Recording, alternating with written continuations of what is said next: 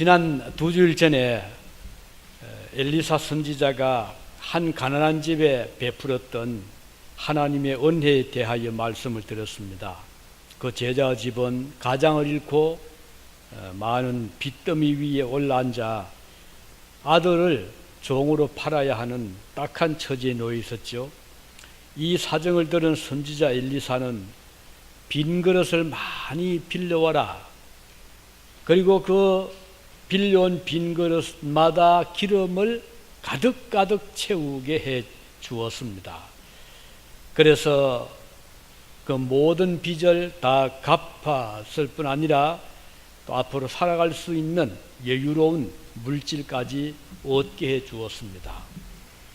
오늘은 그 엘리사 선지자가 수넴이라는 지역을 방문을 했는데 마침 그곳에 살고 있었던 믿음이 좋은 한 가정이 이 엘리사를 영접하고 은혜를 베풀어 준 일에 대해서 말씀을 드리겠습니다.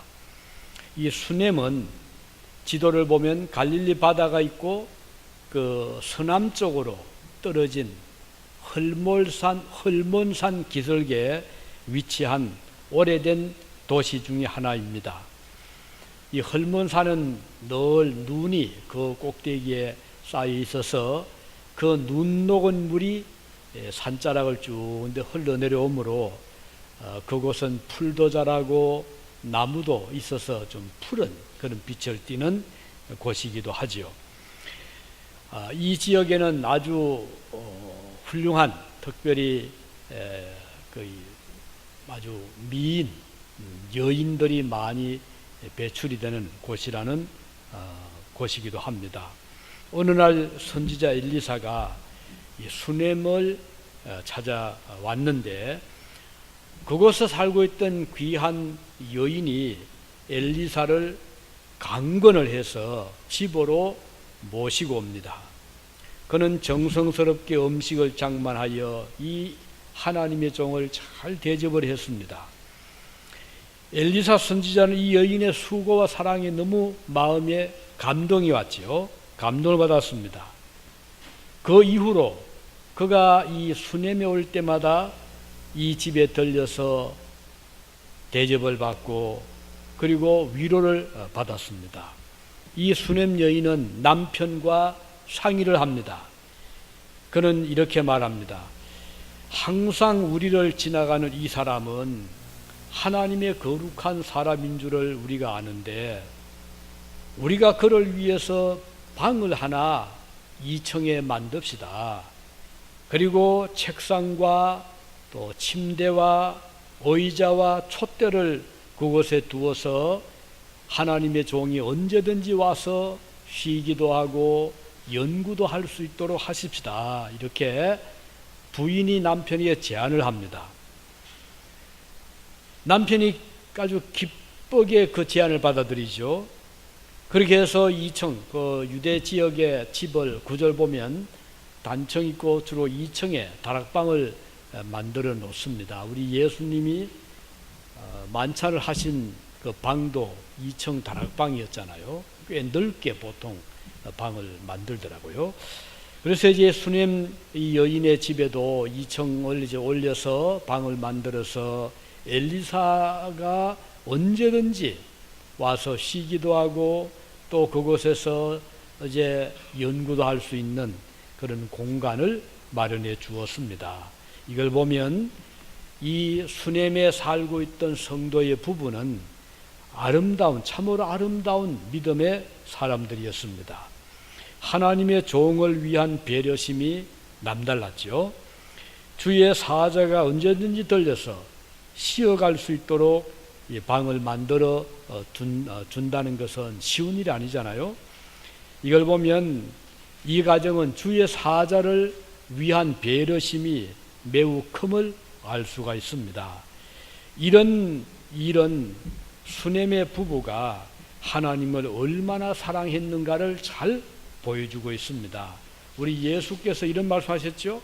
마태복음 10장 41절에 보면 선지자 이름으로 선지자를 영접하는 자는 선지자의 상을 받을 것이요 오인의 이름으로 오인을 영접하는 자는 오인의 상을 받을 것이다. 이렇게 말씀을 하셨습니다. 이 수냄 가정의 이 성도의 가정은 엘리사가 받을 상급을 받을 훌륭한 일을 하고 있는 셈입니다. 엘리사 자신도 이 집에 들리는 것이 마음이 편했어요. 심신이 피곤할 때 쉴 수 있는 곳이기도 하고 허기졌을 때에 들려서 음식을 공개 받을 수 있는 곳이기도 했기 때문입니다. 우리 구약에도 보면 아브라함의 그 기록이 나오잖아요. 아브라함은 평소에 손님 대접하기를, 나그네 대접하기를 즐겨하였습니다. 어느 날 그가 집에 앉아 있는데 낯선 나그네가 그 더운 여름, 또 그 팔레스타인은 날씨가 늘 덥고 건조하거든요. 그 건조하고 더운 날 나그네가 집 앞을 지나갑니다. 그래서 아브라함은 달려나가서 그 나그네들에게 간청하죠. 우리 집에 잠깐 들려서 이 더운 날씨에 이제 좀 쉬기도 하고 좀 발도 씻고 그렇게 가십시오. 강청을 해서 그 나그네들을 자기 집으로 모셨습니다. 그리고는 양을 잡고 음식을 잘 준비해서 대접을 하고 그리고 발을 씻게 하고 잘 쉬게 합니다. 이 나그네들이 너무 고마웠던 거예요. 그런데 놀라운 일은 이 나그네들은 보통 나그네가 아니라 하나님의 보내신 천사들이었어요. 이 천사들이 집을 떠나면서 아브라함과 그 아내 사라에게 말하죠. 내년 이맘때 되면 당신 집에 아들을 하나님이 주실 겁니다. 너무 놀라운 말이었어요. 그래서 너무 기뻐서 부인 사라도 웃었어요. 그리고 아브라함도 좋아했습니다. 그래서 이름을 이삭이라 하는 이름을 지어주었죠.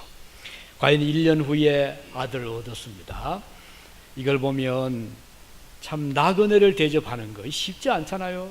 집을 오픈한다는 거 여러분들이 집을 오픈하기 쉽지 않잖아요. 그런데 아브라함도 그랬고 또 롯도 그랬죠. 그 집을 아주 쉽게 오픈해서 그 성도들은 집을 오픈할 수 있는 훈련을 쌓아야 됩니다. 가끔 친구들 초청해서 사랑을 베풀고 또 성도들도 초청하고 구역의 식구들 초청하시기 바라고 가능하면 구역 예배는 우리 한국에서 일주일에 한 번씩 하는데 여기는 사정을 감안해서 한 달에 한 번 하잖아요. 그런데도 오픈하기 힘들어 하시는데 좀 훈련을 받아주시면 고맙겠습니다. 자, 이렇게 해서 이제 아브라함이 나그네를 대접해서 복을 받았습니다. 지나가는 나그네를 영접하고 대접하는 자도 이런 큰 상을 받았습니다. 오늘 본문의 이 수냄 가정도 자기 동네에 들렸던 하나님의 사자 엘리사를 이렇게 지극정성으로 영접을 하고 대접을 했습니다. 그리고 언제든지 편할 때 와서 쉬도록 배려를 베풀어 주었지요. 어느 날 엘리사가 이제 이 집에 다시 들려서 2층 집에 조용히 쉬고 있는데 너무 마음이 고마웠던 거예요. 그래서 어떻게 좀 도울 길이 없을까? 이 집을 좀 도와주고 싶고 복을 빌어주고 싶은데 그래서 이제 게하시를 종을 불렀죠. 게하시야, 주인 마나님 좀 불러 모시고 오너라. 내가 할 말이 있다. 그래서 게하시가 이제 수냄 여인을 모시고 2층 방으로 들어갔습니다. 그때 엘리사가 이 여인에게 물었지요. 내가 이같이 우리를 위해서 세심하게 배려를 하는도다. 내가 너를 위하여 무엇을 해주면 좋을까? 왕에게나 혹시 사령관에게 부탁할 일이 있으면 나에게 좀 요청을 해라. 내가 도와주겠다. 이렇게 말을 합니다. 그때 그 여인은 이렇게 답을 하죠. 나는 내 백성 중에 거주하고 있습니다. 이게 딱 대답이었어요. 영어를 보니까요. I have a home among my own people. I have a home among my people. 이렇게 했다. 그 말은 무슨 뜻인가요? 예, 저는 우리 백성 중에 살고 있고 그리고 제 집에 살고 있습니다. 그 말의 뜻은 저는 종도 아니고 노예도 아니고 저는 자유인으로서 우리 백성 편하게 우리 말하고 우리 문화, 우리 역사를 가진 우리나라 이 나라에 그리고 제 집을 가지고 있으니 제가 특별히 도움을 요청할 게 없습니다. 이런 대답이에요. 얼마나 그 마음이 욕심도 없고 그리고 뭔가 좀 얻고 싶어하는 마음도 정말 순수한 마음으로 이렇게 하나님의 종을 모시는 것을 볼 수가 있습니다. 자, 이 말을 듣고 나니 엘리사가 뭐 도울 게 딱히 없는 거예요. 그런데 이 광경을 지켜보던 종 게하시가 이제 엘리사에게 귀뜸을 해줍니다. 이제 부인이 내려갔고요. 선생님, 제가 본 이 집에는 다 갖추어져 있는데 아들이 없습니다. 자녀가 없습니다. 선생님께서 좀 기도해서 이 가정에 아들을 하나님 주시도록 했으면 좋겠습니다. 이런 제안을 하는 거예요. 그 말을 들어보니 그 말이 일리가 있잖아요. 그래서 엘리사가 다시 수넴 여인을 만나서 이야기를 합니다. 내가 너희 집에 자녀를 얻도록 하나님께 기도하겠다. 내년 이맘때 되면 너희 집에 좋은 소식이 있을 거다. 이렇게 말을 해줍니다. 이 말을 들은 수넴 여인은 이건 너무 의외의 말이잖아요. 그리고 기대를 하지 않은 그런 참 좋은 소식입니다. 그래서 수넴 여인은 이제 사양을 하죠. 선생님, 저는 이제 나이도 많고 우리 남편도 그렇고 우리는 기대하지 않습니다. 괜찮습니다. 라고 이제 부드럽게 사양을 합니다. 그렇지만 엘리사는 다시 한번 확인을 해줍니다. 한 해가 지나 이맘때쯤에 네가 아들을 품에 안을 것이다. 16절을 보면요. 자, 우리는 이 사건을 통해서 과연 1년 후에 수넴 여인이 아들을 얻습니다. 참 놀라운 일이잖아요. 이 일은 하나님의 특별한 은혜로 일어난 사건입니다. 남편의 연로한 연령을 보나 또 그동안 무자했던 이 집의 사정을 보면 아들을 가질 수 없는 집안이었어요. 이 모든 불가능한 조건임에도 불구하고 수넴 여인은 아들을 잉태했고 1년 후에 순산을 한 것은 하나님의 기적적인 축복이었습니다. 수넴 여인은 처음에는 엘리사의 말을 들었을 때 받아들이기 어려웠어요. 엘리사가 미안하니까 자기의 좋은 말을 해준다고 생각을 했습니다. 어쩌면 자기에게 거짓말이라도 해서라도 자기를 기쁘게 하는 그런 말이 아닐까 할 정도로 그 엘리사의 말은 귀에 들어오지 않았거든요. 그러나 엘리사 선지자의 말은 허황된 약속이 아니었습니다. 진실된 약속이었어요. 그 약속대로 그대로 이루어졌잖아요. 1년 후에 아들을 품에 안았습니다. 우리는 이 사건을 통해서 하나님의 엄청난 축복과 능력을 보게 됩니다. 아무리 사람이 선행을 행하고 소원을 한다고 해도 하나님의 은혜가 임하지 아니하면 이런 일은 있을 수가 없지 않습니까? 이 세상에는 손님을 대접하는 이상의 선행을 하는 많은 사람이 살고 있지 않습니까? 그러나 그 사람들이 다 아들을 얻거나 복을 받는 것은 아닙니다. 수넴 여인이 엘리사 선지자를 집으로 영접하여 음식을 대접하고 남편과 상의하여 다락방을 지어 특별히 엘리사에게 쉼터를 제공한 것은 무언가 대가를 바라고 하는 것이 전혀 아니었습니다.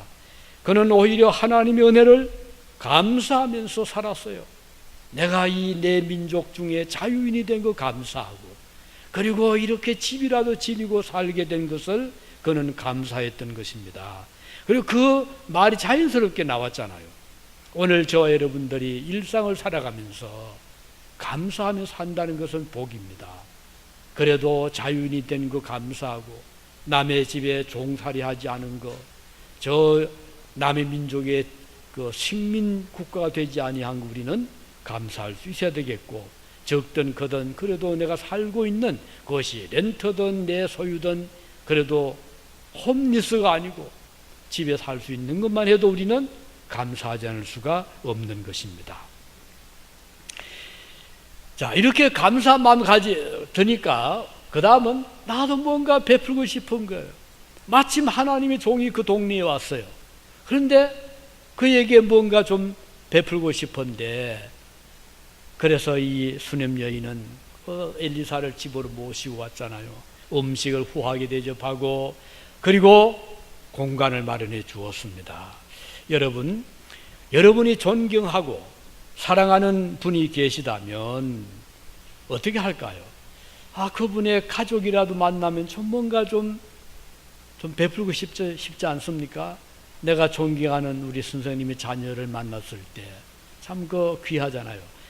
언젠가 말씀드렸습니다. 제가 인천에서 목회할 때 중학교 담임하셨던 분이 전혀 예기치 못했는데, 그래서 세월이 많이 흘렀잖아요. 저는 이제 그 후에 이제 성인이 되고 목회자가 되어서 한 목사로서 멀리 떨어진, 제가 중학교를 상주중학교를 졸업했거든요.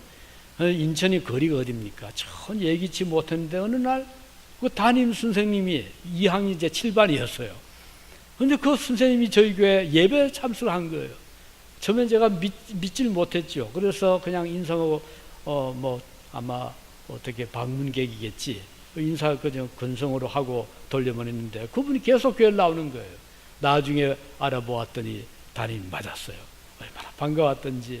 그래서 제가 집사 임명을 했죠. 인천대학교 연구교수로 오셨더라고요. 그런데 그분에게는 아들이 있었고 딸이 있었어요. 마침 그 딸이 같이 교회를 나왔어요. 얼마나 볼 때마다 반갑고 사랑스럽고 또 얼마나 참 고마운 그 가족. 그때 느낀 것은 내가 존경하는 선생님이니까 가족도 저렇게 아름답게 보이고 사랑스럽구나. 우리가 존경하고 사랑하는 하나님이라면 그 하나님의 자녀들이 얼마나 귀하게 보이지 않습니까? 하나님의 교회가 사랑스럽고 하나님의 백성들이 귀하게 보이는 것입니다. 하나님의 종들이 그렇게 존경스럽게 보이게 되는 것이죠. 바로 수냄 여인의 마음이 그랬을 것이라는 생각을 가지게 됩니다. 주님께서 말씀하셨습니다. 마태복음 10장 42절에 누구든지 제자의 이름으로 이 작은 자 중 하나에게 냉수 한 그릇이라도 주는 자는 내가 진실로 너희에게 이르노니 그 사람이 결단코 상을 잃지 아니하리라. 주님의 제자를 생각하고 그 제자의 이름으로 어린아이에게 냉수 한 그릇 대접하는 것도 우리 하나님은 상을 잃지 아니하신다. 이렇게 말씀하셨어요. 예수님의 제자에게 냉수 한 그릇 대접하는 거 별거 아닌 것처럼 보입니다. 지나가는 나그네에게 물 한 그릇 대접하는 거 별거 아닙니다. 그렇지만 그 이유가 내가 사랑하는 하나님의 종이기 때문에, 내가 존경하는 하나님의 자녀이기 때문에 나는 저 어린 아이라도, 저 약한 자라도, 이곳을 지나가는 방문객이라도 내 가족처럼 여겨지게 되고 영접하게 될 수 있잖아요. 하나님 그걸 기뻐하시는 거예요. 이런 의미에서 우리 성도들은 성도들을 사랑하게 되는 것이에요. 그들을 섬기기를 기뻐합니다. 그 일을 남에게 돌리지 않고 내가 그 사랑을 베풀기 원하는 것입니다. 우리 교회는 감사하게도 이런 일을 할 수 있는 참으로 좋은 여건을 가지고 있지 않습니까? 매년 가을이 되면 한국에서 가방 들고 이곳을 찾아 유학생들이 많이 있잖아요. 연수 오시는 분 가족들이 있잖아요. 교환 교수님들이 오시잖아요. 이분들은 한국에서야 뭐 아쉬운 것이 없이 살았다 하더라도 막상 이곳에 공항에 딱 도착하면 그때부터는 낯선 곳이잖아요. 누군가의 안내가 필요할 수 있고 도움이 필요할 수가 있는데, 오늘 저와 우리 교회는 이 일을 할 수 있도록 주님이 이 자리에 교회를 세워주셨고 불러주셨잖아요. 그래서 우리는 기쁘게 일을 하게 되는 것입니다. 우리는 그분들의 이름도 모를 수가 있어요. 한 번도 만난 적도 소개를 받은 적도 없을 수 있습니다. 그럼에도 불구하고 우리는 그분들을 가족을 대하듯이 따뜻하게 맞이하고 도우는 것은 주님을 우리가 섬기는 일이기 때문입니다. 우리가 다만 말로만 반기는 정도는 누구나 할 수 있어요. 불신자들도 따뜻하게 하시지요. 옷을 두텁게 입으세요. 말할 수 있습니다. 그러나 우리는 말로 그치는 것이 아니라 우리의 몸을 들이고 우리의 물질을 들이고 우리의 시간을 들여서 이분들을 주님의 이름으로 선대하고 정착하기까지 최선을 다하는 것입니다. 그 이유는 이분들은 하나님께서 우리에게 보내주신 가족들이라고 생각하기 때문입니다. 수넴 여인이 엘리사를 집으로 영접한 이유가 바로 여기에 있습니다. 아무리 그에게 큰 믿음이 있다고 하더라도 그 역시 손님 접대하기가 쉽겠습니까? 더구나 방까지 마련해서 그 지역에 올 때마다 집으로 모신다는 것은 작은 정성이 아니면 불가능합니다. 그렇지만 그는 너무나 귀한 일입니다. 이제 여름이 오면 또 우리 교회도 여러 손님들이 오고 갈 것입니다. 저희가 부족함이 많고 교회가 넉넉지 못하고 교인들이 많지 못하지만 우리가 할 수 있는 범위에서 이번 여름에도 최선을 다할 수 있기를 바랍니다. 우리는 지난 여름에도 한국에서 온 전혀 모르는 낯선 자전거로 동서 횡단 여행을 하는 청년 3사람을 영접한 적이 있었습니다. 전화를 해왔어요. 저희가 지금 시애틀에서 자전거로 지금 유진을 지나가는데 여기서 그저 마당이라도 빌려주면 텐트를 치고라도 하룻밤 묵고 가겠습니다. 어서 오세요. 그래서 저희가 이제 거처를 제공하고 음식을 제공하고 했더니 너무너무 고마워하는 거예요. 떠나고 싶어 하지 않더라고요. 그런데 그분들이 이제 이것을 거쳐서 샌프란시스코 여기에서 뉴욕까지 그 자전거를 가지고 젊은 청년들이라 횡단 여행을 하더라고요. 그 이후에도 여러 차례 저와 이제 그 연락을 주고받았는데 참 너무 고맙고 참 교회에 감사하다고, 그분들의 마음속에 평생 잊지 못할 하나님의 사랑을 간직하고 살아갈 수 있게 되었을 것입니다. 또 그뿐 아니죠. 이제 유학생들이 오잖아요. 오늘도 우리 5구역에서 우리 할머니 구역 있죠. 5구역에서 할머니 아닌 분도 계셔도 미안합니다. 근데 5구역에서 우리 남지사님이 아직 처녀 같은 분이신데 죄송해요. 우리 지사람 할머니고. 그런데 김치를 맛있게 담았어요. 우리 학생들 필요하면 가져가시기 바랍니다. 정말 맛있을 거예요. 기도 많이 하고 담았거든요. 어떻든 이런 일을 하는 것은 우리가 주님을 사랑하기 때문에 이거 우리 자녀 같은 그런 마음으로 하게 되는 것입니다. 그리고 이제 우리 또 교회는 구역에서 일들을 많이 하잖아요. 참 감사해요.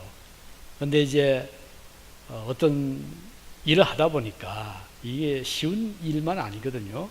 여기 보면 이제 아들을 주셨는데 아들이 이제 아장아장 걷고 좀 컸습니다. 아버지가 덜해서 일을 하는데 그 아버지 일을 찾아왔어요. 근데 갑자기 아들이 아이고 머리야 머리 하고 두통을 호소하는 거예요. 그래서 아버지가 그래 그러면 어머니에게 가거라. 어머니에게 보냈어요. 아이가 어머니 무릎을 이렇게 의지하고 엎드리는데 회복이 돼야 되잖아요. 근데 낫질 않는 거예요. 그래서 죽어버렸어요. 아니 이 수넴 가정이 요청해서 얻은 아들도 아니고 엘리사가 자원해서 기도하여 얻은 아들인데 갑자기 죽은 거예요. 기가 차잖아요. 얼마나 그 속이 상하겠어요. 그래서 여인이 이 어머니가 아들을 그 엘리사 침대에 눕혀놓고 사람을 엘리사에게 보냈어요. 지금 내 아들이 죽었으니 어떻게 하면 좋겠습니까? 그래서 이 엘리사 그 연락을 받고 가지고 있던 지팡이를 종에게 건네주면서 이 지팡이라도 일단 아들의 몸에 얹어놔 보시오. 혹시 하나님이 불쌍히 보셔서 살리게 할 줄 누가 알겠습니까? 그래서 이제 그 종이 지팡이를 들고 황급하게 돌아와서 아들의 시신에 얹어놔도 아무 효험이 없는 거예요. 이번에는 엘리사가 막 달려왔어요. 달려와서 그 아들의 얼굴에 자기 얼굴을 대고 아들의 손에 자기 손을 대고 하나님께 간절히 기도를 합니다. 그랬더니 놀라운 일이 일어납니다. 싸늘하게 식었던 그 어린아이의 체온이 돌아옵니다. 그리고는 살아났어요. 기적적이잖아요. 그래서 엘리사가 그 어머니를 불러서 아들을 인계합니다. 자, 이제 아들을 데리고 내려가세요. 살았습니다. 자, 우린 이 사건을 통해서 하나님께서 주신 귀한 사랑의 선물, 보배와 같은 이 집의 보물 1호 아니겠어요? 그 아들이었지만 이런 끔찍한 죽음의 사고가 일어난 것이에요. 뭐 어떤 병인지 모르지만, 어떤 뭐 그게 뇌질환인지 모르지만 죽었습니다. 여기에서 우리가 한 가지 기억할 것은, 하나님의 은혜가 임해도 고난도 같이 오는구나. 뭐든지 잘 돼야 되는데 이런 예기치 못한 시련이 왔잖아요. 우리 주님께서 말씀하셔서 요한복음 16장 33절에 말씀하기를 이것을 너희에게 이르는 것은 너희로 내 안에서 평안을 누리게 함이라. 세상에서는 너희가 환난을 당하나 담대하라. 내가 세상을 이겼노라. 이렇게 말씀했습니다. 자, 그리스도의 제자들이라도 주님의 백성들이라도 이 세상에서는 환난을 당한다 그랬습니다. 시련이 온다고 했습니다. 고생도 합니다. 질병도 옵니다. 가난도 찾아옵니다. 실패도 옵니다. 그렇지만 담대해라. 믿지 않는 자처럼 두려워 떨고 약해지지 말고 너희들은 하나님 백성들이 아니냐. 그런 시련이 오더라도, 그런 실패가 오더라도, 질병에 들더라도, 죽음의 그늘이 찾아오더라도 담대해라. 내가 세상을 이겼노라. 주님의 말씀입니다. 사도 바울도 갈라디아 교인들에 이렇게 말씀하죠. 갈라디아 6장 9절에 보니까 우리가 선을 행하되 낙심하지 말지니 포기하지 아니하면 때가 이름에 거두리라. 이렇게 말씀했습니다. 자, 바울이 여기서 말하는 선이란 것은 하나님의 일을 말합니다. 성도들이 하나님의 일을 하다 보면 좋은 일인데도 불구하고 너무 힘들 때가 있습니다. 항상 하나님 우리에게 쉬운 일을 맡기는 하나님 아니더라고요. 어떤 때는 정말 어려운 일을 맡깁니다. 지금 제가 그 지난 목회 경험 중에 그 몇 가지 에피소드를 쓰고 있는데 아마 몇 분들은 제 글을 받아보셨을 거예요. 그 부평교회에 있었던 일들을 지금 돌이켜보니까 어떻게 그 일을 그때 했을까 할 정도로 그때 열악한 환경이었습니다. 그런데도 불구하고 낙심하지 않을 수 있었던 것은 하나님께서 힘을 주시고 담대하라는 이 말씀을 붙잡을 때 어려운 일을 이길 수가 있었더라고요. 오늘 저와 여러분도 마찬가지입니다. 우리 하나님은 항상 나에게 적당한 일만 맡기시는 것이 아니라 때로는 힘에 지나치는 일을 맡기실 때가 있다는 사실입니다. 교회 일도 마찬가지입니다. 일을 하다 보면 어떤 사람은 2중, 3중의 일을 맡게 되어야 되는 경우들이 흔히 있습니다. 아무리 큰 교회라도 가보십시오.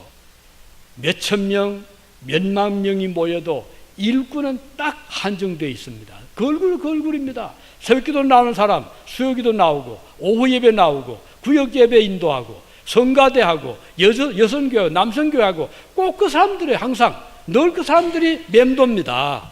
그러면 수천 명의 사람들이 하나님이 골고루 조금씩 맡기면 좋을 텐데 그렇지 않더라고요. 우리 교회도 그렇잖아요. 어떤 일을 늘 그 사람이 합니다. 끊임없이 그 사람 하는 거예요. 그런데 그것 때문에 너무 힘들어하고 불평하면 어떻게 되겠어요? 일이 안 되잖아요. 그래서 바라기는 여러분 교회에서 일을 맡기거든 왜 저에 또 맡긴다 이러지 마시고 하나님께서 나에게 달란트들을 주시는구나. 달란트 아시죠?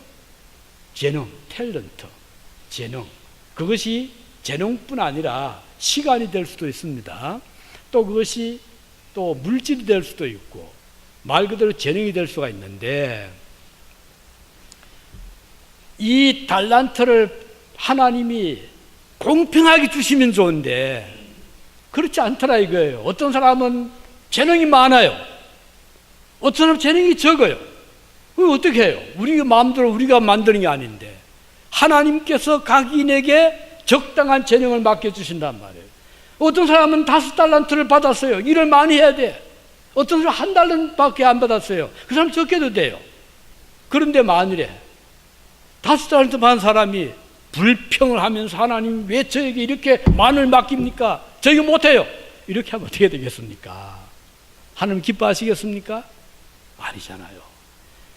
받은 대로 적으면 적은 대로 많으면 열심히 하늘 주님이 기뻐하지 많다고 불평하고 적다고 불평하면 하나님의 기뻐하실 뜻은 아니잖아요. 우리 구역도 마찬가지입니다. 그동안 우리 구역이 한 10년 넘게 했잖아요. 그 활동으로. 근데 참 그동안 말도 많고 달도 많았잖아요.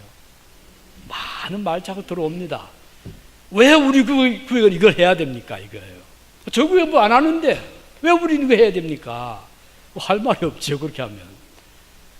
그러나 여러분 구역도 마찬가지. 하나님이 어떤 구역 일을 더 많이 하게 하십니다. 그걸 좀 많이 해야죠.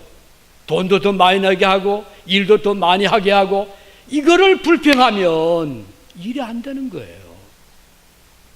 왜 우리가 이걸 해야 됩니까? 이렇게 하지 마시고 주님이 우리 구역에 일을 더 주셨구나.